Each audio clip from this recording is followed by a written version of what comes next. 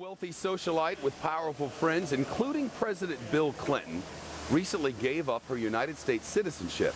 It's a move that the experts say could ultimately save her tens of millions of dollars in American taxes. And we're learning this could be part of a growing trend among folks with some deep pockets. The woman's name is Denise Rich. You may remember it. She's a longtime Democratic donor and a Grammy-nominated songwriter who wrote songs for Aretha Franklin and Jessica Simpson, among others. Her ex-husband is the billionaire trader Mark Rich.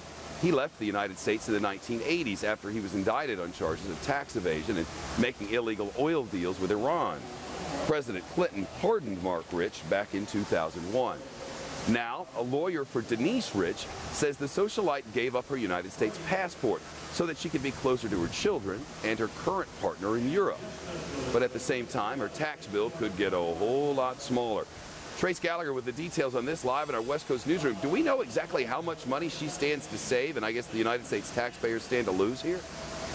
Yeah, well, the estimates are all over the place, Shep, but they're saying somewhere between $30 and $50 million because, remember, she's now a citizen of Austria, and unlike the United States, Austria does not require you to pay taxes on your worldwide income, so that right there will save her a bundle. She owns a $65 million penthouse in New York that's for sale, a mansion in Aspen, a 174-foot yacht, and gets tens of millions in investment income. Now, Congress passed a law that imposes an exit tax, but the experts say if she just restructures her assets into foreign contracts, she could leave the United States paying very little money to the government. Shep.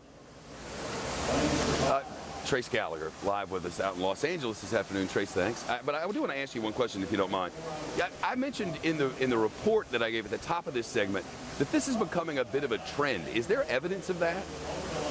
Well, you know, they didn't start keeping numbers about those who give up their citizenship until 1998, but if you look at this chart, it has steadily increased. I mean, just go back to 4 years from 2008 to now and look at these numbers. A 688% increase from 2008 to now, and they expect this year to be even higher.